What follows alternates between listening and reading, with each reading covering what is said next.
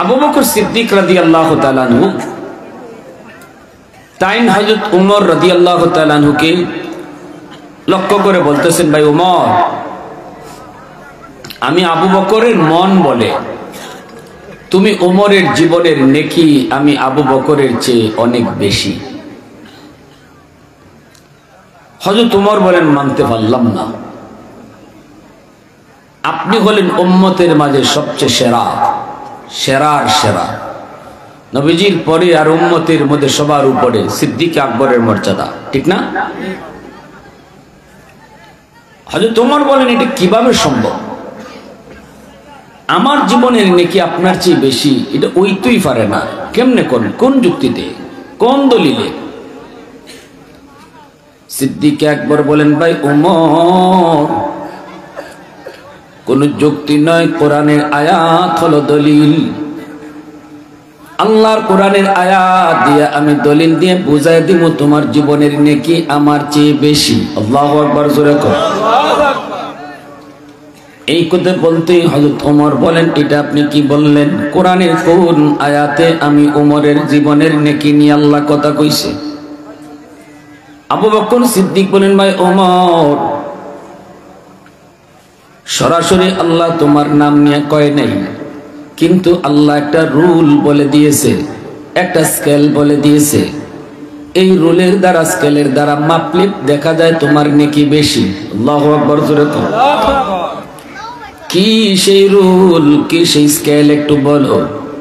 এই কথা বলতে সিদ্দিক কোরআনের এই আয়াত শোনায় দিলেন, ইল্লা মান তাবা ওয়া আমানা ওয়া আমিলা আমালান সালিহা ফাউলাইকা ইউবাদদিলুল্লাহু সাইয়্যাতিহিম হাসানাত ওয়া কানাল্লাহু গফুরার রহিমা। এ ভাই উমর, এই আয়াতের ভিতরে আল্লাহ বলেন, তবে যারা তওবা করবে, ঈমান আনবে, নেক আমল করবে, আমি আল্লাহ তার তওবার কারণে তার জীবনের যত গুনাহ আছে সব গুনাহকে নেকি বানায় দিব। গুনাহকে আমি নেকি দ্বারা বদলায় দিব। তওবার কারণে আল্লাহ পাক গুনাহকে নেকি বানায় দেয়। অতএব তওবাকারী তওবা করার আগে তার জীবনে যত গুনাহ ছিল সবগুলি গুনাহকে আল্লাহ এতগুলি নেকি বানায় দেয়। গুনাহ যদি পাহাড় পরিমাণ হয়, তওবার দ্বারা পাহাড় পরিমাণ নেকি হয়ে যায়। আল্লাহু আকবার, জোরে কর।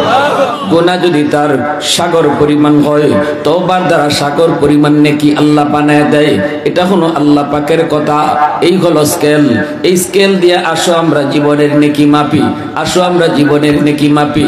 এই বইলি আবু বকর সিদ্দিক বলে, ভাই ওমর, তাহলে বলো, ইসলাম গ্রহণ করার আগে, তওবা করার আগে তোমার জীবনের গুনাহ আমার থেকে কম না বেশি ছিল? ওমর কই, অবশ্যই গুনাহ আমার বেশি ছিল। তাহলে গুনাহ যদি তোমার বেশি হয়, এখন তো তওবার কারণে আল্লাহ পাক তোমার জীবনের সব গুনাহকে আল্লাহ যদি নেকি বানায় দেয়, তাহলে নেকিও তো আমার চেয়ে বেশি হয়ে গেল। সিদ্দিক তেরা নাম সে ইসলাম রহেগা। যুবক ভাইরা, আমার কথাই যুবকদেরকে নিয়ে হইব। যুবক ভাইরা, দয়া করে একটু বসে যাও। এটা জান্নাতে সামিয়ানা। কথাটা আমার শুরু হয়েছে যুবকদের নিয়ে, শেষ হইব যুবকদের নিয়ে কিছু কথা। মনোযোগ একটু দয়া করে। আল্লাহ সবাইকে জান্নাতে সামিয়ানার নিচে বসার সুযোগ দেয় না। আল্লাহ যারে মায়া করে, আল্লাহ যারে দয়া করে, তারই আল্লাহ বসার তৌফিক দেয়। বসে পড়ো। এ ভাই উমর, একটু শুনো। এই স্কেল বলে দিল তোমার জীবনের নেকি আমার চেয়ে হাজার হাজার গুণ বেশি হয়ে গেল। কারণ ইসলাম গ্রহণ করার আগে তোমার জীবনে গুনাহ বেশি, এটা তুমিও নিজে বলতেছো। তাহলে ইসলাম গ্রহণ করার পর তো আল্লাহ কয় জীবনের যত গুনাহ সব নেকি বানায় দেয়। গুনাহ যদি তোমার বেশি হয়, নেকিও তো এখন বেশি হয়ে গেল। এজন্য আমি বলছি তোমার জীবনের নেকি বেশি। এই কথাটা বলা মাত্রই সিদ্দিক আকবর যখন কথাটা বললেন, ওমর চুপ হয়ে গেলেন। রে যুবক, কেনই বা চুপ হবে না? কারণ কোরআনের আয়াত সামনে চলে আসছে। আমার আপনার জিন্দেগির থিওরিও এটাই, আমার কথা ততক্ষণ চলবে যতক্ষণ কোরআন পাবো না, আমার যুক্তি ততক্ষণ চলবে যতক্ষণ হাদিস শুনবো না। যখনই আমি আমার আল্লাহর কথা শুনবো, যখনই আমি হাদিস শুনবো, তখনই আমার কথা বাতিল, আমার যুক্তি বাতিল, আমার পণ্ডিতি বাতিল, আমার যত পণ্ডিতি আছে সব ততক্ষণ যতক্ষণ কোরআন হাদিস পাবো না। যখনই কোরআন এবং হাদিস আমার সামনে আসবে, পণ্ডিতি বাতিল, আল্লাহর কথা ঠিক, নবীর কথাই ঠিক। তো আসতে নেই, ঠিকঠাক বলি না আপনারা? আরো জোরে, আরো জোরে। নবীর মতামত আমার মতামত নয়, নবীর মতামত আমার মতামত নয়, এর নাম হলো উম্মত। ঠিক কিনা জোরে কও? আমার মতামত নয়, নবীর মতামত, এর নাম হলো উম্মত। যুক্তি আমার ততক্ষণ, পণ্ডিতি আমার ততক্ষণ যতক্ষণ নবীর কথা পাবো না। হযরত ওমর চুপ হয়ে গেলেন। চুপ হওয়ার তো কথাই, কারণ কোরআনের আয়াত দিয়া ওমর দলিল, আবু বকর দলিল দিয়ে দিছেন, এজন্যই হযরত ওমর চুপ হয়ে গেলেন। এবার ওমর ডাক দিয়ে বলতেছে, ভাই আবু বকর, আল্লাহর কোরআনের আয়াত দিয়ে তুমি স্কেল মাইপা বলে দিছো আমার জীবনের নেকি বেশি, এখানে আমার কোনো যুক্তি নেই, আমার কোনো তর্ক নেই, তবে আমি তোমার কাছে একটা প্রস্তাব রাখতে চাই। ভাই আবু বকর, যদি আমার জীবনের নেকি বেশি হয় তাহলে আসো দুইজনে নেকি বদলা বদলি করি। বুঝিনি?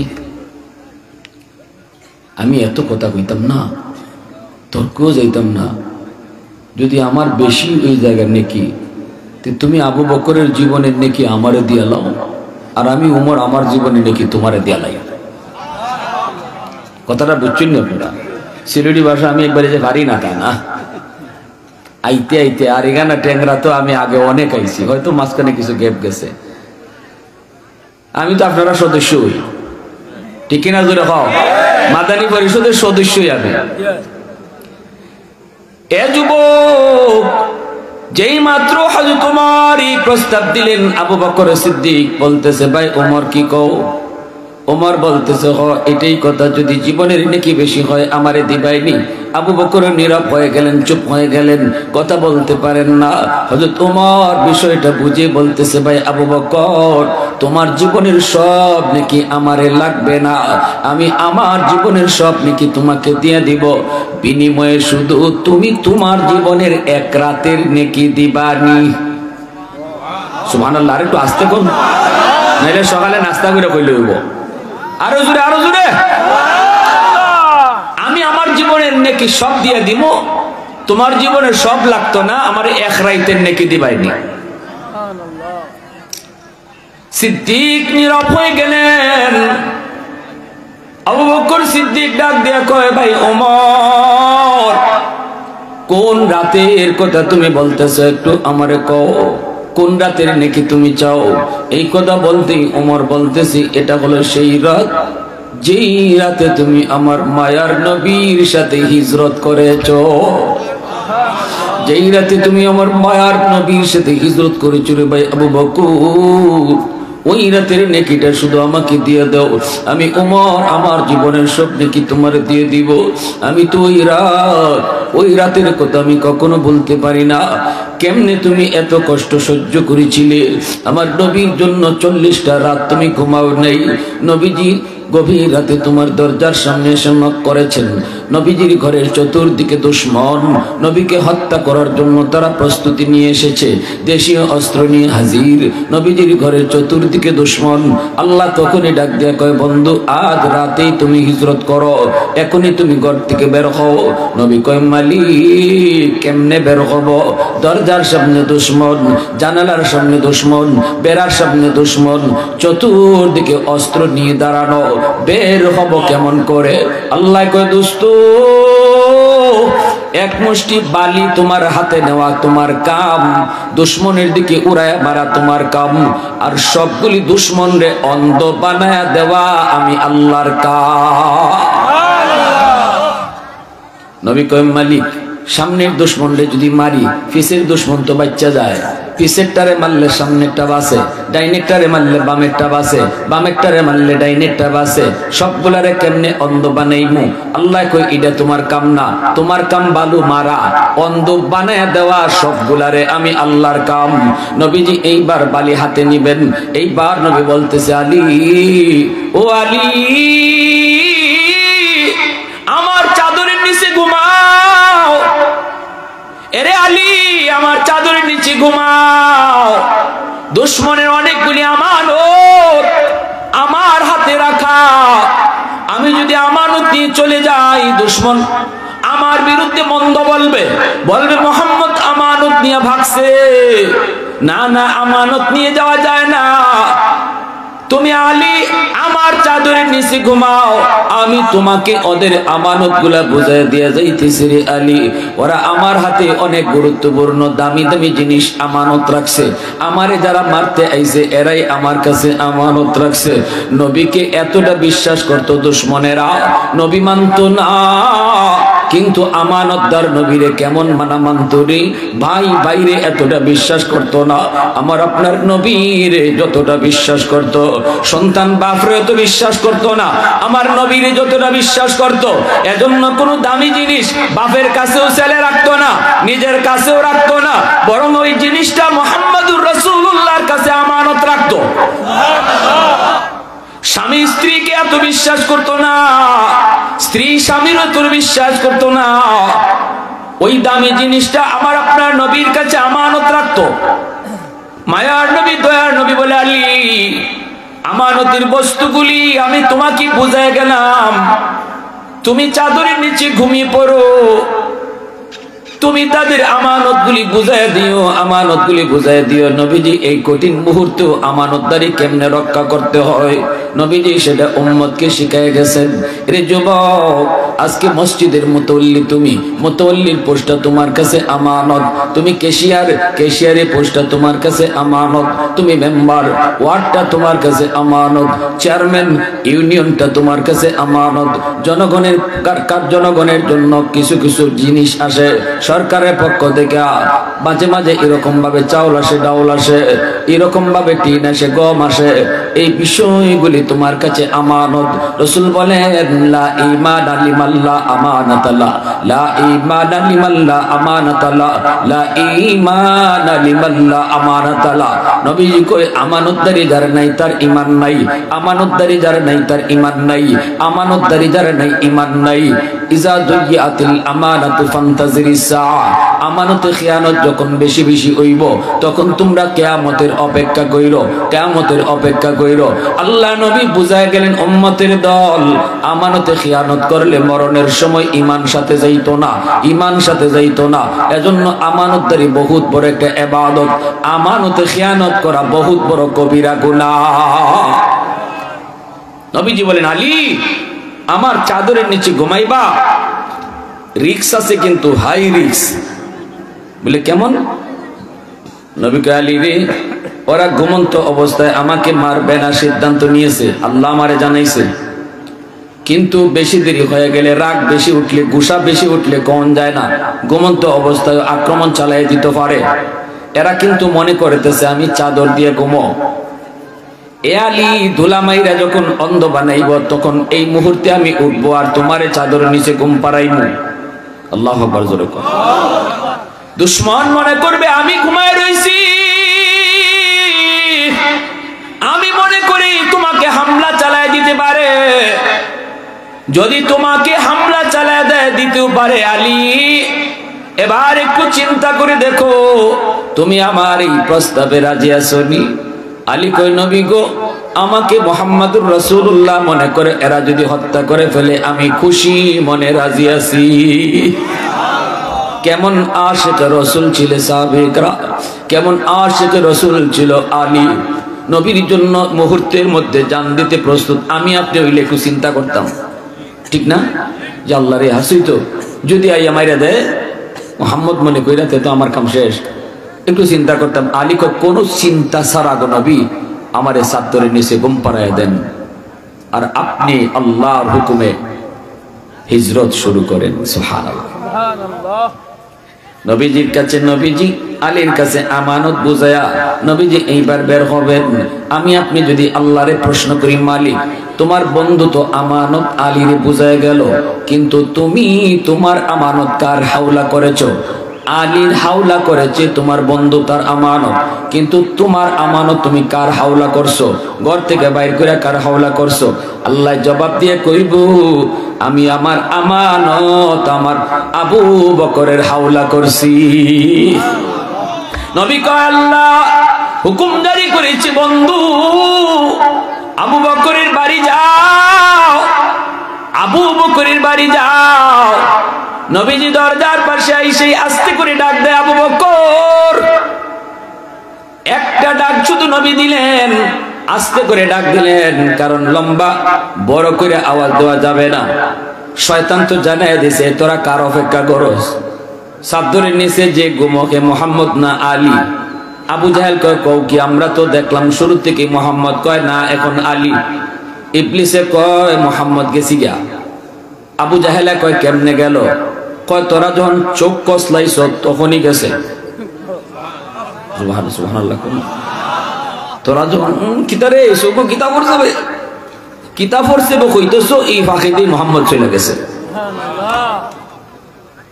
আবু জাহেল কয় তাড়াতাড়ি ভিতরে ঢুকো। ঘরের ভিতরে ঢুইকা চাদর টান দিয়া দেখে ঠিকই আলী ঘুমায় রইছে। আবু বকর, নবী আবু বকরের দরজার সামনে দাঁড়ানো, আর এই দিকে আবু জাহেল ঘোষণা দিয়া দিল, মুহাম্মদকে যে ধরতে পারবা তারে 100টা উট পুরস্কার দেওয়া হবে।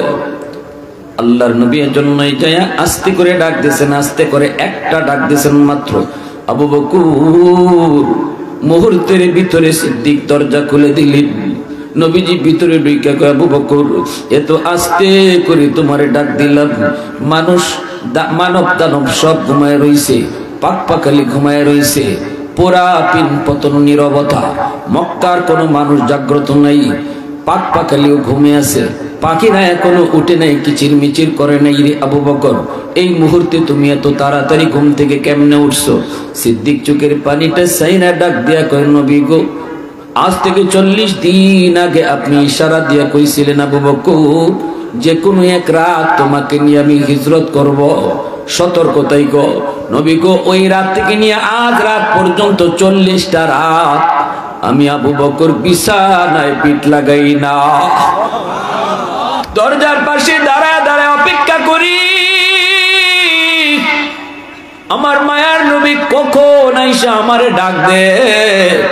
আমি যদি ঘুমায় থাকি তাহলে দরজা খুলতে দেরি হবে, আপনার কষ্ট হবে।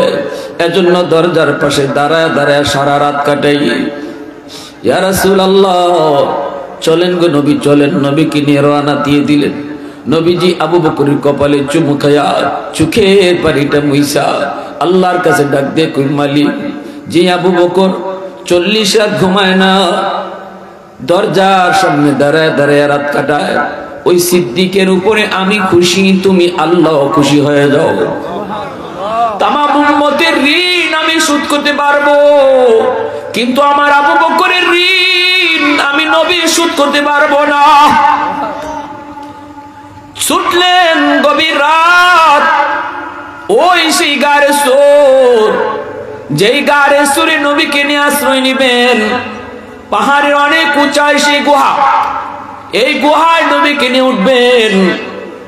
পাহাড়ের নিচে যাইয়া সিদ্দিক ডাক দিয়া বলে, ইয়া রাসূলুল্লাহ, ইয়া হাবিবাল্লাহ, ওগো নবীজি, পাহাড়টা অনেক উঁচা, এই পাহাড় বায়া বায়া গুহায় পৌঁছলে আপনার কষ্ট হবে, আপনার বড় কষ্ট হবে। কেন নবী, আপনি আমার পিঠে উঠেন, আমি আপনার পিঠে লইয়া পাহাড় বায়া বায়া গুহায় গিয়ে পৌঁছবো।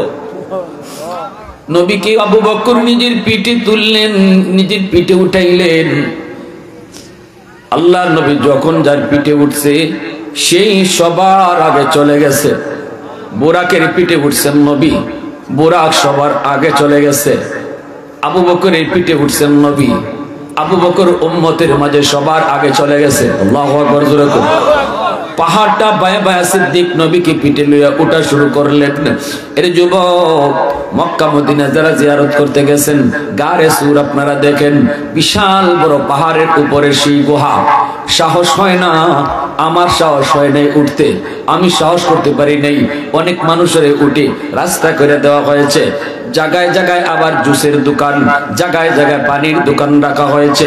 এই অবস্থায় উঠলে পরে আপনার গলা শুকায় আসবে। রাস্তায় রাস্তায় পয়েন্টে পয়েন্টে আপনারে থামতে হবে, জিরাইতে হবে, জিরায় জিরায় পানি খাইয়া জুস খাইয়া আপনারে উঠা লাগবে। কিন্তু আবু বকর যেদিন আমার নবীর নিয়া পাহাড়ের উপরে উঠেন, ওই দিন কোনো পাহাড়ের রাস্তা ছিল না। আল্লাহু আকবার, জোরে কর। জায়গায় জায়গায় কোনো পয়েন্ট ছিল না, না না কোনো পয়েন্ট ছিল না। জুসের দোকান, পানির দোকানও ছিল না। আবু বকর আমার নবীর পিঠের মধ্যে লইয়া ওই পাহাড়ের পাথরের মধ্যে পা দিয়া দিয়া উপরে উঠতেছে, পাথর পায়া পায়া উপরে উঠতেছে। আবু বকর কথাগুলি বলতেছেন, ওমর আর চোখের পানি ফালায়া কাঁদতেছেন।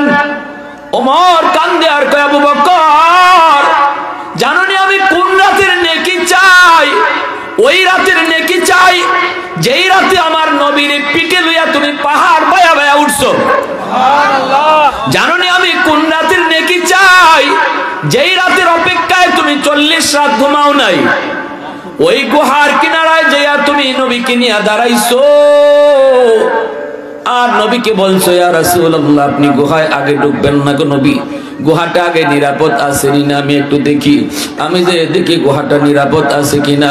হিংস্র কোনো জীব জানোয়ার যদি থাকে আপনার ক্ষতি হয়ে যেতে পারে, আপনার যদি ক্ষতি হয় উম্মত হালাক হয়ে যাবে। আমি আবু বকরকে যদি সাপে কামড়ায়, আমারে যদি বাঘে খায়, আমারে যদি ভাল্লুকে খায়, উম্মতের তেমন ক্ষতি হবে না। আপনি এখানে দাঁড়ান, আমি যে দেখি গুহাটা নিরাপদ কিনা। নবীরে গুহার মুখে দাঁড় করায়া, ও ভাই আবু বকর তুমি গুহার ভিতরে যা ঢুকছো, ঢুকে সবগুলি গর্তের মুখ পাগড়ির চিরা চিরা পাগড়ির কাপড় দিয়ে গুহার গর্তের মুখগুলা তুমি বন্ধ করেছো। যদি কোনো গর্ত থেকে সাপ বের হয় নবীর যেন ক্ষতি করতে না পারে, সবগুলা গর্তের মুখ তুমি পাগড়ি ছিঁড়ে ছিঁড়ে তুমি বন্ধ করেছো। একটা গর্তের মুখ বন্ধ করার মতো কাপড় তোমার ছিল না গো, ওই গর্তটা নিজের পা দিয়া তুমি আটকায় রাখছো। আল্লাহু আকবার।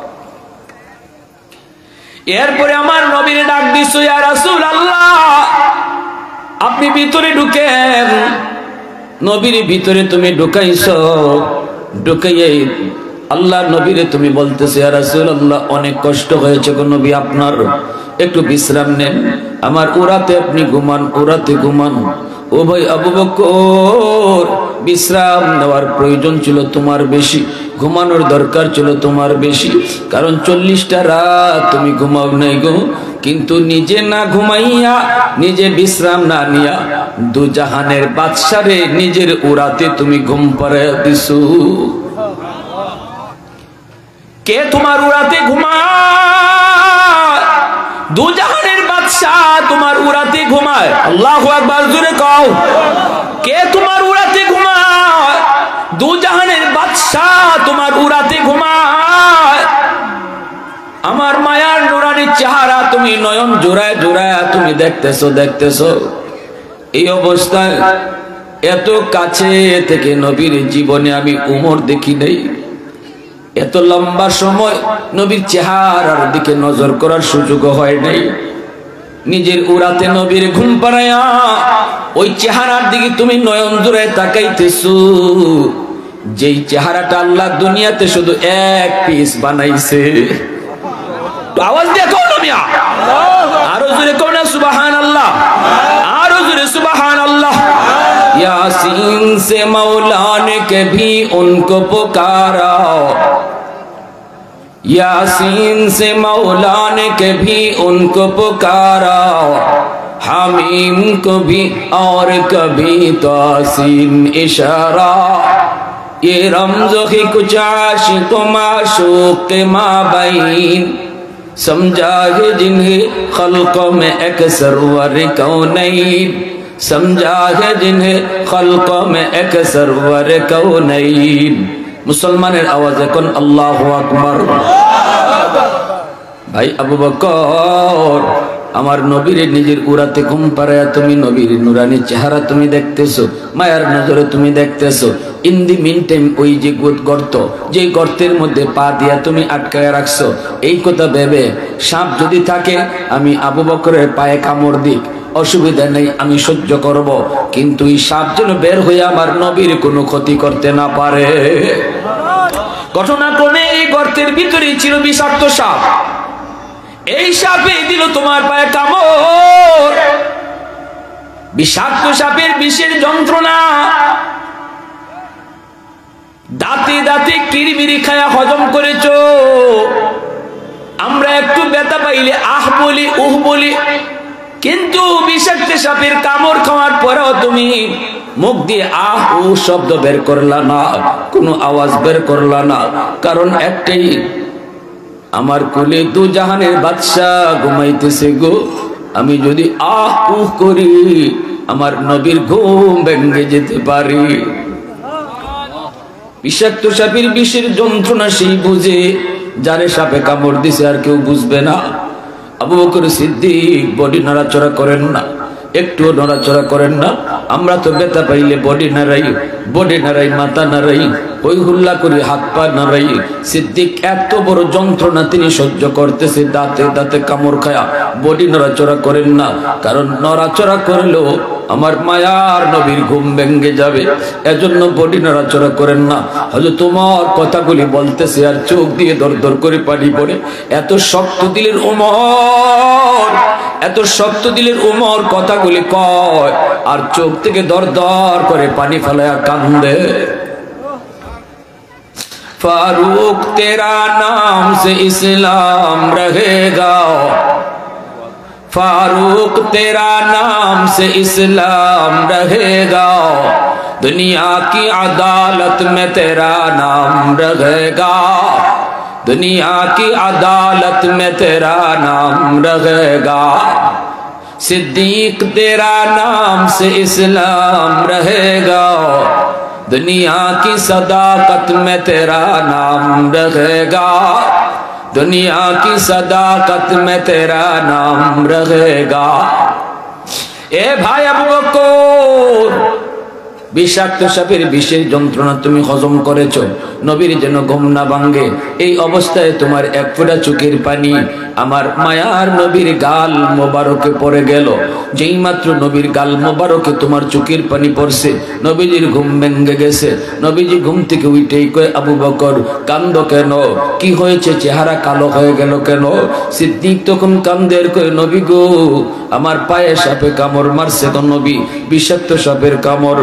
আল্লাহর নবী আবু বকর কেন আমারে ডাক দিলায় না? সিদ্দিক বলে, ইয়া রাসূলুল্লাহ, আমি বডিটা পর্যন্ত নাড়াই নাই, কারণ আপনার ঘুম ভাঙবে।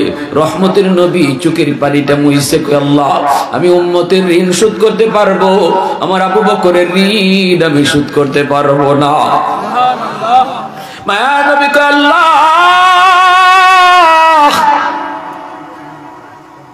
আমার দুস্থ আবু বকর সাপের কামড় খাইছে নিজের অপরাধে না, তোমার বন্ধুর কারণে। অতএব আমি এখন সাপের বিষ পানি করতে চাই, লবের মধ্যে অ্যান্টিবায়োটিক তুমি দিবা। আল্লাহু আকবার জোরে কও। আল্লাহ নবী তিনি লবের মধ্যে একটু লব আঙ্গুলের মধ্যে নিয়া ওই কাটা জায়গার মধ্যে নবী লাগায় দিবেন। আল্লাহ নবীর লবটারে হাই অ্যান্টিবায়োটিক বানায় দিছে। আল্লাহু আকবার জোরে কও। আমার নবীর লবটারে আল্লাহ হাই অ্যান্টিবায়োটিক বানায় দিছে।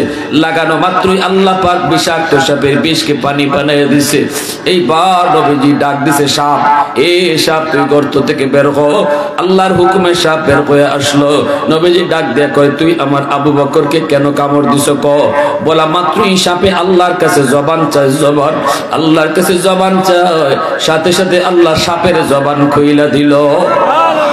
সাপে ডাক দেয়া কই, নবী গো, মাপ চাই, ওগো নবী, মাপ চাই, মাপ চাই, মাফ করে দেন, আমি ইচ্ছা করে আপনার বন্ধুরে কামড় দেই নাই, আমি অপারগ হয়ে কামড় দিছি গো নবী। ওগো নবীজি, এই গুহায় আমি আজকে অনেক দিন যাবত থাকতেছি শুধু এক নজর আপনাকে দেখার জন্য। আমার থাকার জায়গা গুহা ছিল না, আমার থাকার জায়গা ছিল ওই যে খেজুর বাগান। আমি ওই খেজুর বাগানে থাকতাম। আমার খেজুর বাগানের পাশ দিয়ে দুইজন তাওরাত কিতাবের আলেম, তাওরাত কিতাবের দুইজন আলেম তারা যায়, আরেকজনকে ডাক দেয়া কয়, দোস্তু এ দোস্ত একটু ছায়া দেখ, ওই যে গুহাটা দেখা যায়, এই গুহাটাই হলো গারে সুর। এই গুহার মধ্যে আখেরি নবী হিজরতের রাতে অবস্থান করবেন। এই গুহার কথাটাই আল্লাহ তাওরাত কিতাবে কইছে। ওগো নবীজি, আমি ওই দুইজন আলেমের কথা কানে শুনে ফেলেছিলাম। তখনই আমি নিয়ত করেছি আমি আর এই জায়গায় থাকবো না। আমার নবীর দেখার জন্য সুযোগ যায় গুহায় আশ্রয় নিব। আল্লাহু আকবার। রহমতের নবী, মায়ার নবী, দয়ার নবীর এক নজর দেখার সুযোগ আমার যায়। আমি যদি গুহায় অবস্থান করি, সেদিন থেকে আমি আমার ঠিকানা বদলায় ফেলছি, আমি গুহায় চলে এসেছি। ওগো নবীজি, আজকে অনেক দিন যাবত, বছরের পর বছর আমি গুহায় থাকতেছি শুধু আপনারে এক নজর দেখার জন্য। বেশি দূরেও আমি খাইতে যাই না, কাছে দাঁড়ে যা পাই তা খেয়ে চইলে আসি, কখন জানি আপনি আবার চইলা যান। ওগো নবীজি, এত কষ্ট করে গুহায় আশ্রয় নিয়েছি, এক নজর আপনারে দেখবো, দীর্ঘদিনের মনের আশা আজ আমার পূরণ হতে চলেছে। কিন্তু আপনার দোস্ত আবু বকরের কারণে পারি না, পা দিয়া মুখটা আটকায় রাখছে আমার গুহা গর্তের, বের হওয়ার কোনো পথ নাই গো নবী, অন্য কোথাও কোনো বের হওয়ার পথ নাই। এজন্য আমি বাধ্য হইয়া অপারক হয়ে আপনার বন্ধুরে কামড় দিছি, মাফ করবেন গো নবী। আল্লাহর নবীর কাছে সাপে মাপ চায়। এরে দোস্ত, কথাগুলি হযরত ওমর বলতেছে আর চোখ থেকে পানি জড়ায় জড়ায় কাঁদতেছে। ওমর কান্দের কইবা, আবু বকর, জিন্দেগির স্বপ্নে কি আমারে দেওয়া লাগবে না গো, শুধু ওই রাতের নেকিটা যদি আমাকে দাও, আমি ওমর আমার জীবনের সব নেকি তোমারে দিয়া দিব। আল্লাহু আকবার। তাদের ভিতরে প্রতিযোগিতা কি নিয়ে হইতো, আলোচনা কি নিয়ে হইতো, আর আমরার মাঝে আলোচনা ওই কিতা লইয়া। তারা শুধু নেকি লইয়া, আখিরাত লইয়া প্রতিযোগিতা হইতো এই নিয়া, ঠিক কিনা?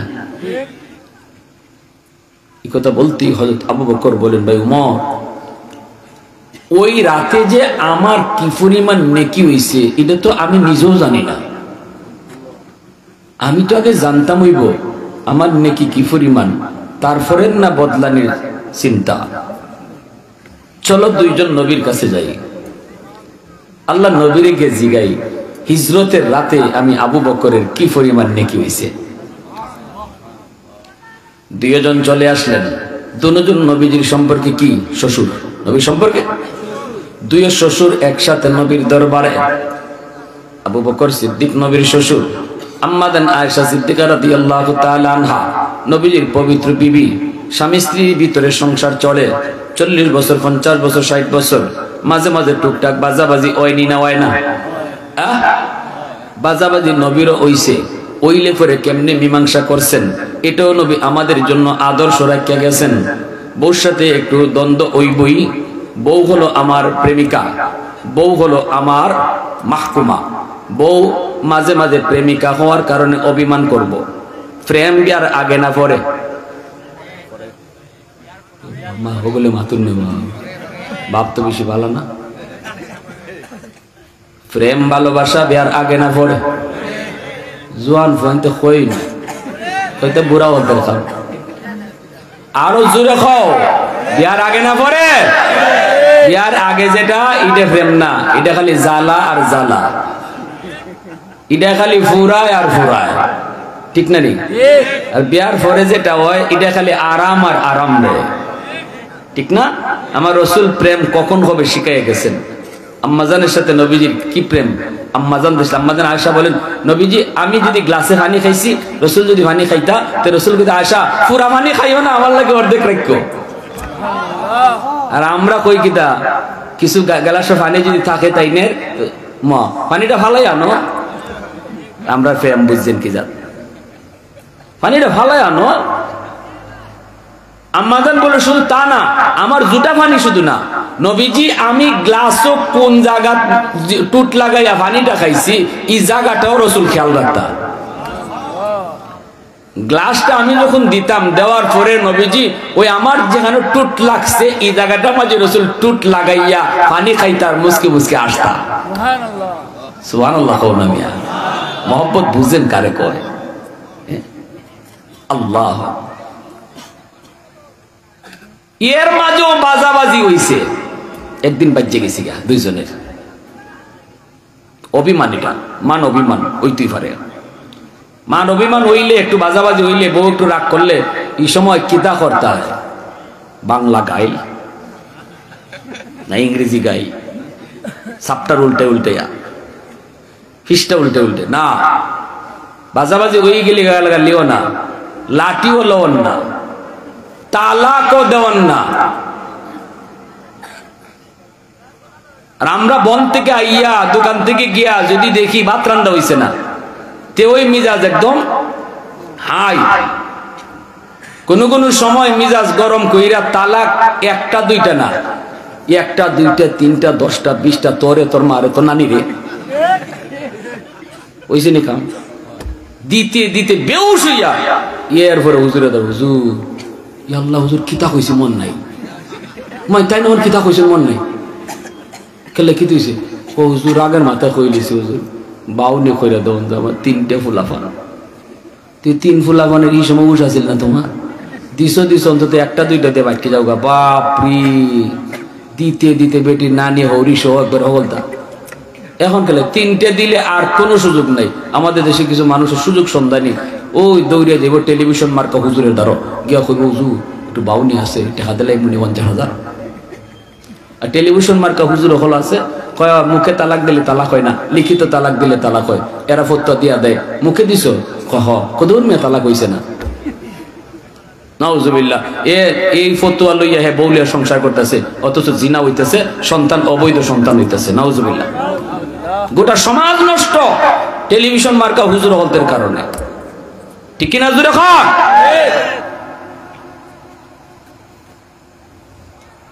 আল্লাহ রসুলের একটু বাজাবাজি হইছে, আম্মাজান কইতেছেন আমি রাইট, রসুল কয় আমি রাইট, লাগছে দুইজনই রাইট। রাইট কি দুইজন হয়নি?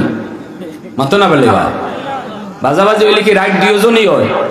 একজন রাইট হইব, আরেকজন রং হইব। নবী কয় আমার কথা রাইট, আম্মাজান কয় আমার কথা রাইট। এখন হইছে নি কাম? রসুল কয় এক কাম করো, বিচারক আমি একজন, বুঝতেছি তো তুমিও মানো না আমিও মানি না, তে একজন বিচারক আনই। আম্মাজান কয় আনুন। আল্লাহ রসুল কয় কারে আনতাম?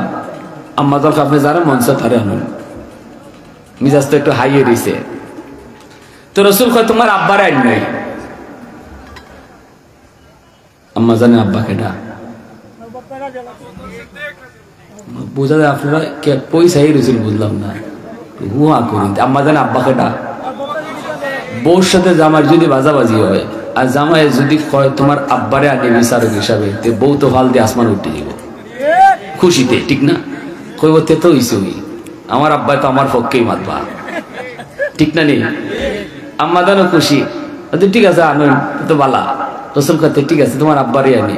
আল্লাহ রসুল ইগানো একটা শিক্ষা দিয়া গেলা, স্বামী স্ত্রীর ভিতরে যদি কখনো একটু দ্বন্দ্ব হয়, নিজে নিজে যদি মীমাংসা করতে না পারো, যদি আরেকজন আননই লাগে, বাইরের লোক ডাকবায় না। বাইরের লোক হুনবা চেয়ারম্যানের কাছে যাওয়ার এটা বিষয় না, এটা মেম্বারের বিষয় না, এটা হলো ফ্যামিলির একজন লোক ডাক্তার, যে সামনে থাকবো আর কথা হইব, মীমাংসা হইতো। এই অবস্থা, এটা আল্লাহর নির্দেশ, পরিবারের ভিতর থেকে আনতে। তো আল্লাহ রসুল ডাকছেন আবু বকরকে, সিদ্দিক আইছেন, আবু বকর সিদ্দিক আইছেন। নবীজি কইতেছেন আবু বকর তোমারে বিচার করার লাগে আনছি, একটা বিচার। সিদ্দিক তো পুরা চোখ বড় বড় হয়ে গেছি, ইন্না লিল্লাহ ইয়া রাসূলুল্লাহ কার সাথে বিচার? তোমার জিল লাগে। আবু বকর সিদ্দিক তো আরো টেনশনে, আল্লাহ আমার মেয়ে আজকে রসুলের সাথে কি বাজাইলো, আমার মেয়ের অত প্রশংসা রসুলে করুন, আমার মেয়েটাও এত ভালো মেয়ে, আমার আয়েশা আমার রসুলের সাথে কি বাজাইয়া দিল। আবু বকর নীরব চুপচাপ, কোনো কথা নাই, মুখটা একটু বেজার হয়ে গেছে। আল্লাহ রসুল আবু বকর হুশ আছে নি? বলে জি হুজুর আছি। বিচার করবার লাগে আনছি তোমারে, রাইট কেডা এটা তুমি কইতায়? তা আল্লাহ রসুল কইতেছে আয়েশা বিচারক তো আইসুন, কথা তুমি আগে কইবাই না আমি আগে কইতাম? বিচার করার আগে স্টেটমেন্ট দেওয়ান লাগে না দুইজনের? হ্যাঁ, নাকি এক পক্ষের দিলে হইব? দুই পক্ষের কথা কোন লাগে, বাদী বিবাদীর কথা। বিচারক যারা আছেন, বিচার কিন্তু বহুত বড় একটা আমানত, বিচার বহুত বড় একটা আমানত। 2 নম্বরই কইরে বিচার করবায়, মুখ চিহ্নে বিচার করবায়, টেকা খাইয়া বিচার করবায়, গোষ্ঠী চিহ্নে বিচার করবায়, কিয়ামতের মাঠে আল্লাহ জিব্বা জাহান্নামের আগুনের খেসি দিয়ে কাটবো। আমাদের সমাজে এমন বিচারক আছে বহু, টেকা খাইলে বিচার ঘুরাই দেয়, 500 টাকা খাইলে বিচার করে দেয়। সেদিন এক বেটা আমার কি আর হুজুর আপনি 500 কইল, একটা বেনসন সিগারেট খাওয়াইলে শেষ, বিচার করে গেছি। 500 টাকা দিয়া কয় চাচা কালকে নো বিচার পয়েন্ট ধরাই দিও। চাচা কয় ঠিক আছে অসুবিধা নেই বেটা। রাত্রে 500 খাইলিছে, পরের দিন বিচারে বইয়া উল্টা মাতে।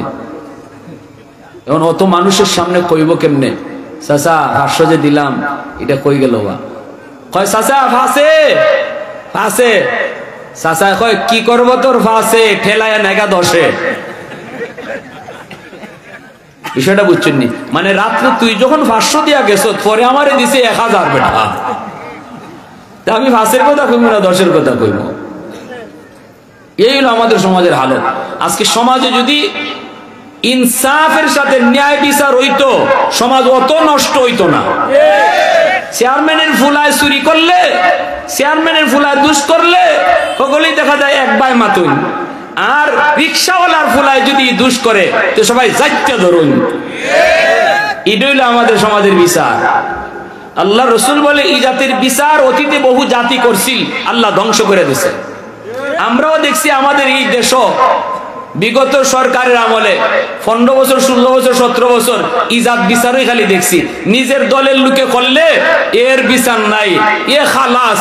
আর বিরোধী দল আর মোল্লা মুন্সি যদি খালি কুস্তা হইছে তে এর লটকাইলাও। ঠিক কইলো ঠিক, না কইলো ঠিক, আমার কথা আমি কই দিব। কথা ঠিক কিনা জোরে হন? তে ইতার লাগে আল্লাহ ধরছে নি ম ম ম ম দরা খা জোরে মতো খার দরা আল্লাহ। আমি যে দরা বুঝলে গেছি এইরকম মনে করিস না, আমি তোর সুযোগ দেই। যে সময় ধর্ম এই সময় আধা ঘন্টার টাইমও দিতাম না। আমরাও দেখছি আধা ঘন্টার টাইমও পাইছি না, ঠিক না? ফাইলে ফাইলে দরবেশ বাবা থাকতো না, হেও ফালাইতো। কেউ দাড়ি রাখে আর কেউ কাটে, তারপরও বাঁচতে পারে না, ঠিক কিনা জোরে কই? তাহলে বোঝা গেল দরা কার? আরো জোরে আল্লাহর দরা আসেনি না নাই? এখনো যারা আইবাই বুঝ যাইও, অত ফালাইও না। ফালাইলে যে কিতা হয়, কেমনে আল্লাহ ফালায় এটা একটু নিজে দেখতে আইও। আল্লাহ দেখাই দিছে নিজের চৌকে, ঠিক কিনা? অত ফালানি নাই। কোথেকে কই গেলাম গো আপনারা লইয়া? ও বিচারো বিচারো। এবার আল্লাহ রসুল কয় আয়েশা তুমি আগে কইতাই না আমি আগে কইতাম। আম্মা জান কিতা কইছো নি, এই কথাটা শুনতানি আপনারা? কার কার মনোযোগ আছে হাত উঠায় দেখেন চাই? মাশাআল্লাহ, আল্লাহ কবুল করুন। আম্মা জান কইন কিতা, আপনি ওই কইন, তবে যা কইবা হাসা কইবা। লাগাই দিছেন ফেস, কারণ এই সময় একটু মিটারটা তো একটু গরম, ঠিক না নি? এই মিটার গরমের সুটে যে মুখ দিয়ে কিতা বাইরেছে কই তার না। আমার রসুলের ব্যাপারে ইজাত কথা আবু জাহেলও কইতে পারছে না যে মুহাম্মদ মিশা কথা কয়, ঠিক না? আল্লাহ রসুল মিথ্যাবাদী কথা বলার সাহস কেউ পাইছে? আম্মাজান যেই কইছেন আপনিও কইন, তবে যেটা কইবা হাসা কইন। আল্লাহ রসুল অজম করে লিখছেন, কারণ রসুল তো বুঝতেছেন আমার আয়েশা তখন একটু হিটার, মানে হিট উঠতে রয়েছে, এজন্য কথাটা বুঝছে না, পরেই মাফ চাইব। রসুল অজম করে লিখছেন, কিন্তু বিচারকে অজম করতে পারছেন না। বিচারক খেলা আব্বা না নিয়ে বাপে হজম করতে পারছি না। বাপকে কইলি কিতা, তুই কইসত কিতা, তুই আমার রসুলের ব্যাপারে এটা কিতা কইলে? কইয়ে ওই আটটা তুললে ওই জিরে বসাই দিছেন একটা।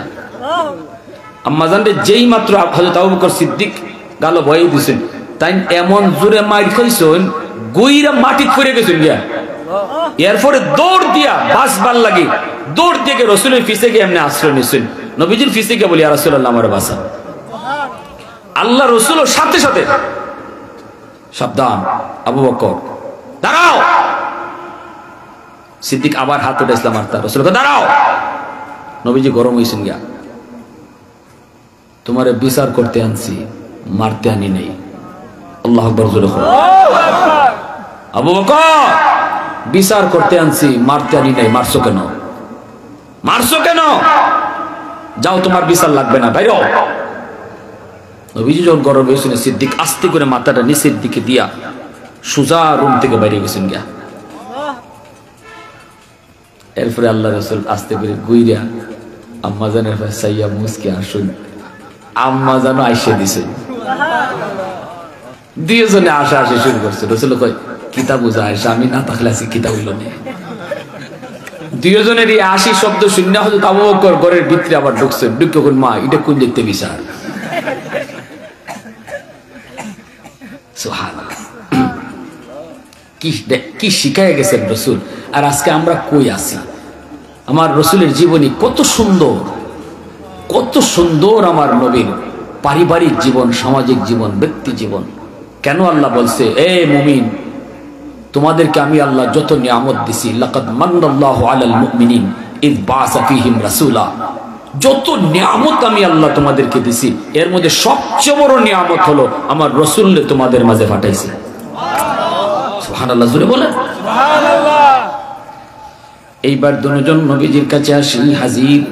নবীজি বলতেছেন কি ব্যাপার, দুজন একসাথে ঘটনা কি?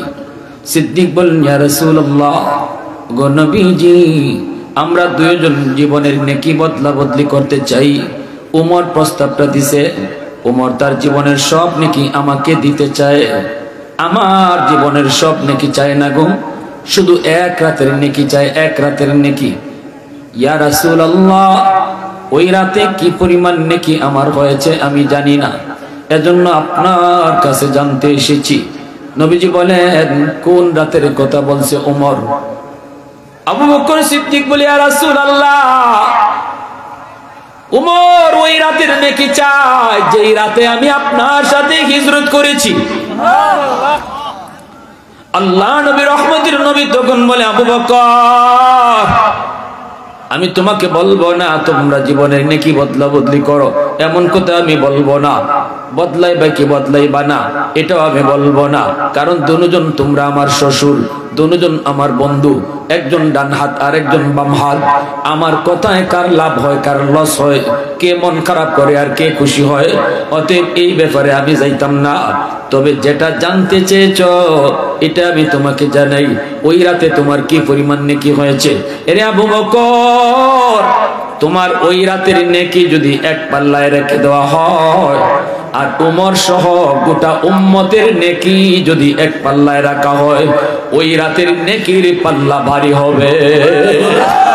উসমান তেরা নাম সে ইসলাম রহেগা,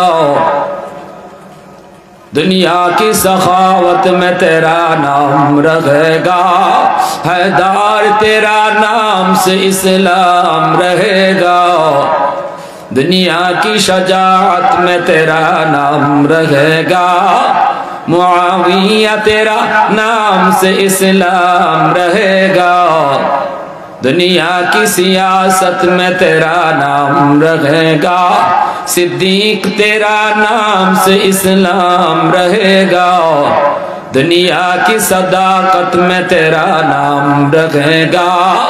मुसलमाনের आवाज़े बोलो अल्लाहु अकबर, আর জোরে আল্লাহু আকবার। তাহলে আমার ভাইরা শেষ কথা, এবার একটু ফিনিশিং এ আসলাম। মুনাজাত হবে, আর আগে কেউ উঠবেন না, মুনাজাত কইরা উঠবো। রাজি আছেন না সবাই ইনশাআল্লাহ? শেষ কথা হলো আল্লাহ পাক রব্বুল আলামিন কইছে, না না শোনো, এই কথা শোনা মাত্রই আবু বকর যেই মাত্র নবীর কাছ থেকে শুনলেন এই রাতের এত নেকি, সাথে সাথে আবু বকর কয় ভাই ওমর মাফ চাই, বদলাইতাম না। আল্লাহু আকবার জোরে কও। কি কয় ভাই ওমর মাফ চাই, বদলাইতাম না। আল্লাহ পাক রব্বুল আলামিন কয় বান্দা, তুমি তোমার যৌবন কালটা তুমি গুনাহে কাটাইছো, জানোনি যৌবনে যদি তুমি ইবাদত করতা, যৌবনে যদি আমি আল্লাহর গোলামি করতা, যৌবন কালে যেই যুবকের মাথায় টুপি থাকে, যৌবনে যেই যুবকের মুখে দাড়ি থাকে, যৌবনে যেই যুবক গানের আয়োজন করে না, যৌবনে যেই যুবক ওয়াজ মাহফিলের আয়োজন করে, যৌবনে যেই যুবক বাপ মার সেবা করে, যৌবনে যেই যুবক মুরব্বীদেরকে সম্মান করে, উলামায়ে কেরামকে তাজিম করে, ওই যুবক আল্লাহ পাক হাদিসে কুদসিতে কয়, ওই যুবক যৌবনে ইবাদত করার উসিলায় আমি আল্লাহ তার খাতিরে আসমান আসমানের জায়গায়, জমিন জমিনের জায়গায় দাঁড় করায় রাখছি। আল্লাহু আকবার, জোরে কও। নতুবা আল্লাহ পাক ওই জমিনে যেই পরিমাণ গুনাহ হয়, ওই গুনার কারণে আযাব গজবের দ্বারা জমিন ধ্বংস হয়ে যাইত। শুধুমাত্র জমিনকে বাঁচাইছি লাউলা মাশাইখুরকা ওয়াশ শাবাবু খুশা ওয়াল আতফালু রুদ্দা ওয়াল আনআমু রুদ্দা লাজআলতুস সামাআ হাদিদা ওয়াল আরদা খাফসাফা ওয়াত তুরাবা রামাদা ওয়ামা আনজালতু মিনাস সামাই কাতরা ওয়ামা আমবাতু মিনাল আরদি নাবাতা বাল আনজালতু আলাইকুমুল আযাবা সাব্বা। আল্লাহ পাক জানুনি জমিন প্রতিদিন আমি আল্লাহর কাছে আবদার করে, আল্লাহ অনুমতি দাও ওই বেনামাজিরে আমি গিলে ফেলবো, সুদখোরকে আমি জমিন গিলে ফেলবো, ঘুষখোরকে আমি জমিন গিলে ফেলবো। ওই যে সুদের ব্যবসা করে বাজারে, ও মালিক আর কত সুযোগ দিবাই, আমি জমিনের উপর দিয়ে আর কত হাঁটবে, অনুমতি দাও। আসবিরু ইলা মাতা আসবিরু, কতদিন আর দেখবো। আবতালিউ ইবনে আদম ফি করি, আমি এর গিলে ফেলবো, আমি এর গিলে ফেলবো। আল্লাহ পাক রব্বুল আলামিন কয়, রে জমিন শুন, এ জমিন ভালো করে শুন, আমি আল্লাহ দেখতেছি এই জমিনের ভিতরে কত গুনাহ হয়, কত অত্যাচার হয়, কত জুলুম হয়, কত নাফরমানি হয়, আমি আল্লাহ দেখতেছি। এই জমিনের ভিতরে আমার নায়েবে নবী উলামায়ে কেরামের সাথে কত খারাপ আচরণ হয়, এরপর আমি কেন নগদ ধরি না জানোনি? কারণ এই মানুষকে আমি আল্লাহ বড় আদর করে বানাইছি। আসমান আল্লাহ বানাইছেন কুন ফায়াকুন বইলা, জমিন আল্লাহ বানাইছেন কুন ফায়াকুন বইলা, ফেরেশতা আল্লাহ বানাইছেন কুন ফায়াকুন বইলা। কিন্তু আমারে আপনারে আল্লাহ পাক কুন ফায়াকুন বলে বানায় নাই।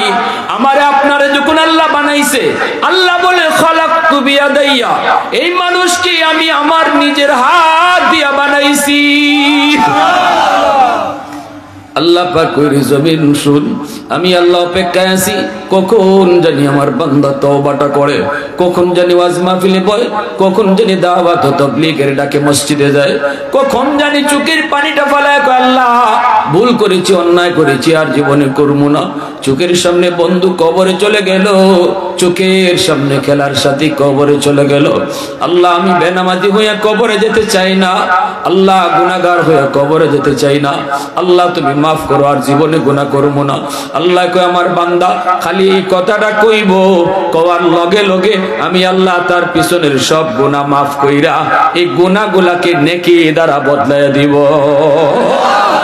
কারা কারা তওবা করার নিয়ত আছে হাত তুলে আল্লাহরে দেখান।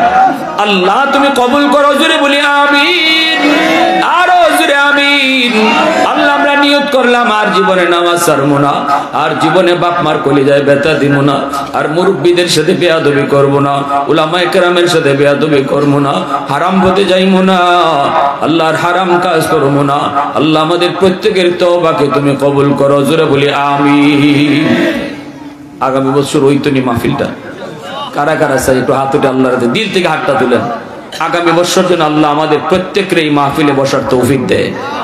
একজন ভাই বলেন, এই মাহফিল আগামী বছর মাহফিলে শরীক থাকার জন্য আমি মুসাফির হিসেবে দোয়া করতাম, আল্লাহ যেন আপনার আগামী বছর এই মাহফিলে বসায়। আর আপনি যে নিয়তে দানটা করতেছেন, যে হুজুর আমি প্যান্ডেল দিলাইমু, একজনে আমি মাইক দিলাইমু, একজনে পোস্টার দিলাইমু, একজনে হুজুর আমি 5,000 টাকা দিমু, 2,000 টাকা দিমু, যে নিয়তে আপনি দিতেছেন আল্লাহ যেন আপনার দিলের ওই নিয়তটারে কবুল করে নেন। সবাই কোন আমিন। একজন ভাই হাতটা জাগান। মাশাআল্লাহ, মাশাআল্লাহ। কি নাম? জনাব শামসুল ইসলাম সাহেব 5,000 টাকা। যেরকম মারহাবা। কি নাম? কি নাম? নূর মিয়া। কত? 500 টাকা। মাশাআল্লাহ, আল্লাহ কবুল করো, জোরে বলেন আমিন। আর কেউ আছেন এখানে দেওয়ার মতো? একটু দূর, অনেক যুবক এখানে আসো, একটু হিম্মত করে আল্লাহর জন্য, দ্বীনের জন্য আল্লাহ যেন মরণের পরেও কিয়ামতের ময়দানে আল্লাহ পাক এরকম ভাবে উলামায়ে কেরামের সাথে আল্লাহ ওয়ালাদের সাথে হাসর করে, আর মরণ পর্যন্ত আল্লাহ যেন কোরআনের সৈনিক বানায় রাখে।